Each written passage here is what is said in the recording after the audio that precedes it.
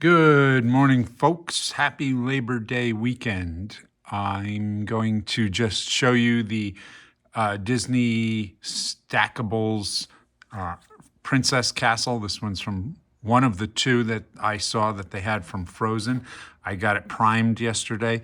So if you saw yesterday's video, I picked this up at Walmart yesterday morning. Of course, it was cast in girly, bright colors a la Disney's palette for the movie. But looking at the details and the architecture, I thought this would be pretty cool for my 1/32 scale European layout with the trains and the army men and stuff. So I wanted to get a coat of gray primer on it to show you guys the potential. And of course, hopefully I'll enhance this with actual sort of architecturally correct paint treatment and stuff. But in a single color gray, here it is. And for a little comparison, I'll throw in the Mars 1/32 Volksturm soldiers that I got recently. And let's see if it shows up well. I may have to lower the vantage point here to show you, but we'll have these guys in an upper firing position. And this is the local headquarters Volksturm commander here. So in my opinion, here, let's get some white background here. In my opinion, I think this little playset has a lot of potential for 1/32 scale Army Men stuff. As we all know, you can't really get toy soldiers in mainstream stores right now, and much less get vehicles and buildings. It's not the 1970s anymore where you can go and get a package of Army Men. So you get these things where you can, and I'm pretty pleased with this little piece. Unfortunately, it's you have to consider this just a facade. It's not really a full building. So if you were going to enhance it, you definitely have to build behind it, or just turn it into a bunch of rubble with the facade intact and stuff like that. So let me spin it around for you real quick to show you what's on the reverse side. And so in the context of the playset, it came with a little female princess figure who, in my estimation, was about 3.5 inches tall. And you've got some detail here. You've got no detail here. And this was a closet. So I kind of kept that intact. This could potentially be usable for 1/18 scale stuff, but I like the effect it has on the front of the building with this sort of rounded wall. So Scotty Z70 posed a question. So how does this scale, or how does this compare well to 1/18? Is it usable for 1/18? So here's a Marauder Fallschirmjäger, and he's on the high end of 1/18. He's about 4 inches tall. Let me lower the vantage point here. Let me lower my tripod legs. There we go. So if you can see from this vantage point, he just hits the top of the archway. So as it is, I'd say for a Marauder figure, it is not 1/18 friendly. Maybe for a traditional 3.75 inch figure, it would be better.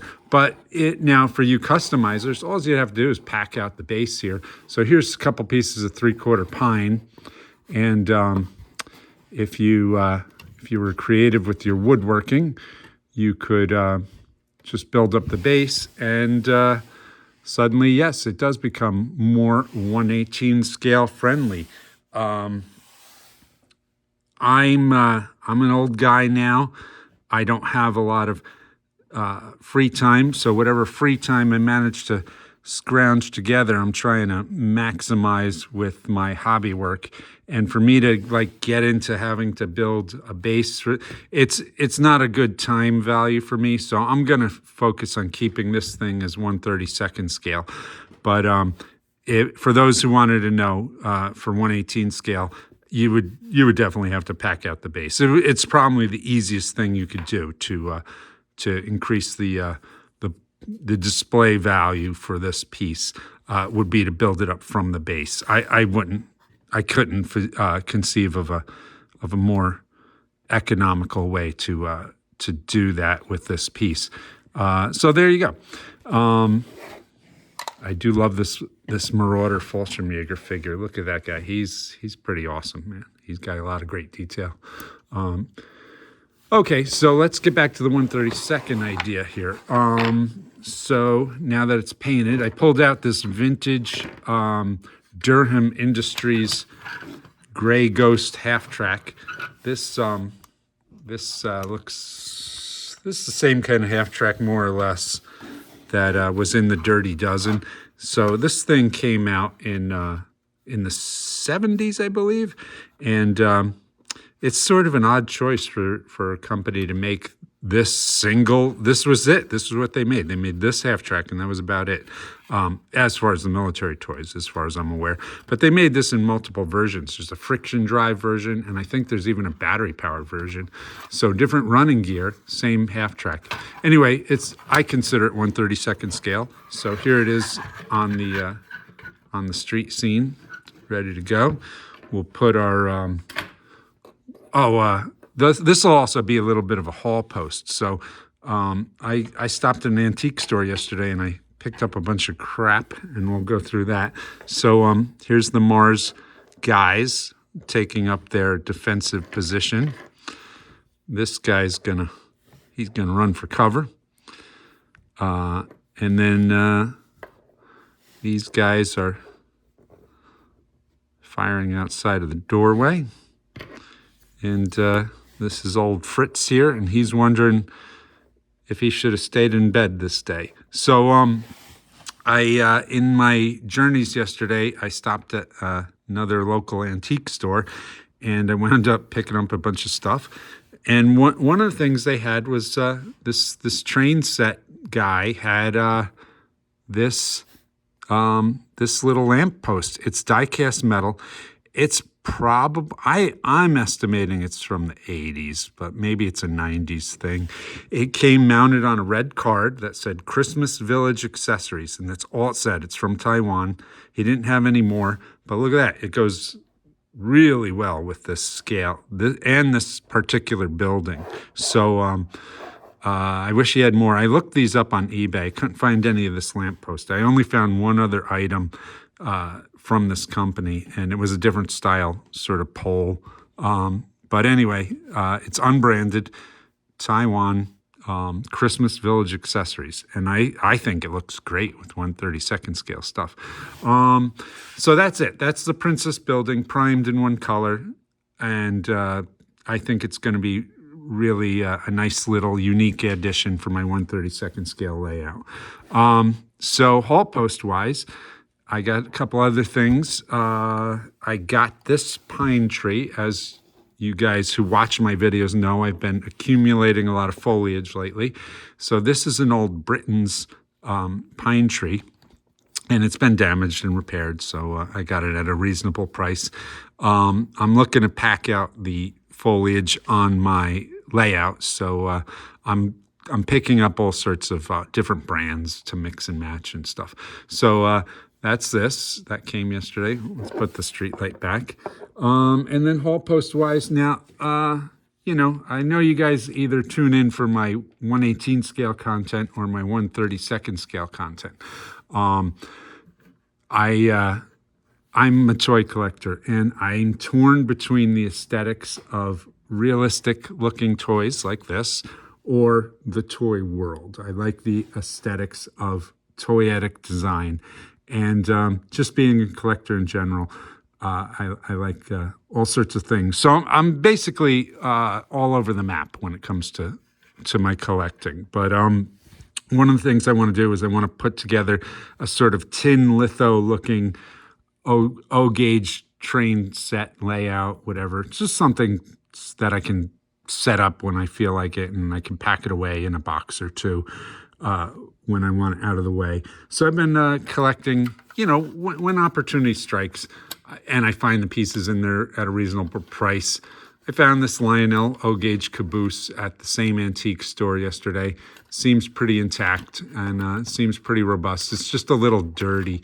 One thing that's frustrating about antique stores and railroads is and hobby trains, I guess I should say, is it seems everybody in the world had a caboose, but like nobody in the world had a locomotive.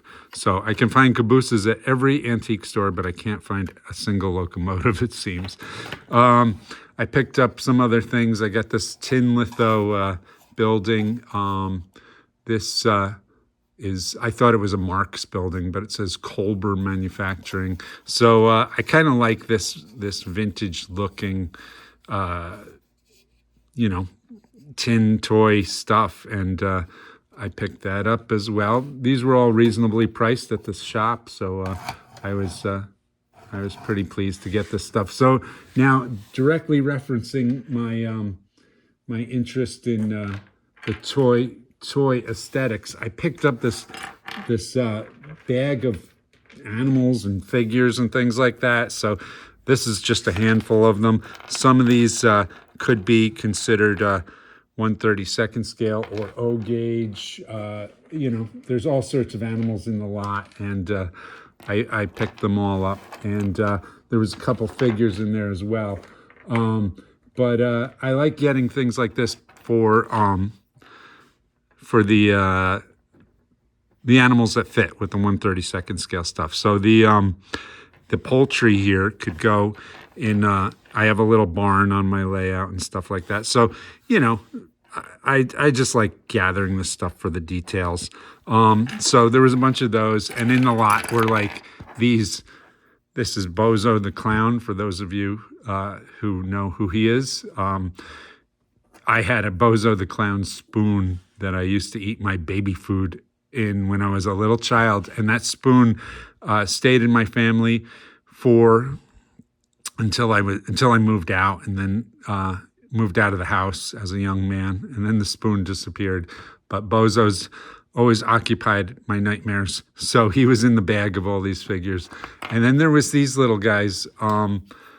So for my holiday layout and stuff, I like finding figures like this. I'll put them in the holiday stuff, and I'll even sneak Bozo. Maybe he'll be hiding in the train somewhere. So this was all in the bag of stuff, and that's just in reference to my toy style collecting. Other than that, I picked up. So this is. The label's worn out, but I'm pretty sure I've seen these before. I think this is like a telephone company truck.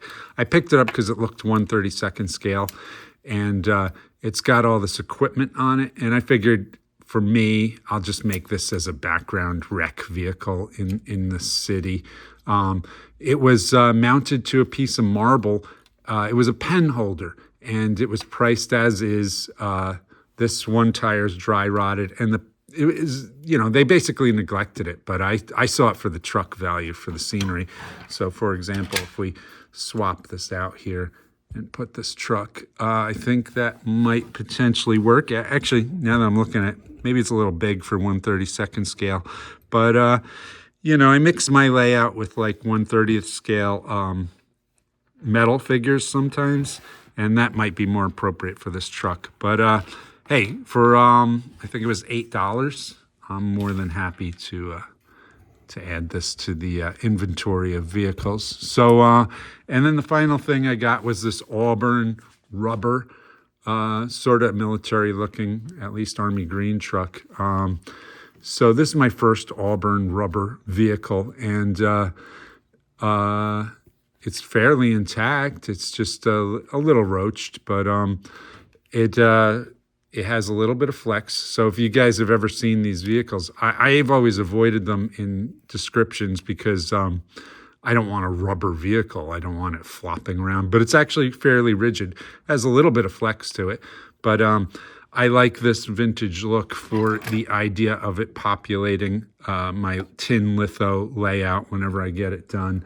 But I know a lot of this stuff isn't really you guys' thing. But it's what I spent yesterday. And in the bag was all sorts of little things like this old-timey moving van truck, this neon green bazooka guy.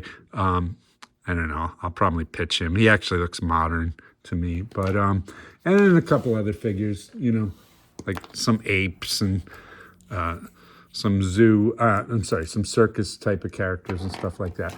So that's it for the haul, folks. And hopefully you guys dig this this Princess Castle.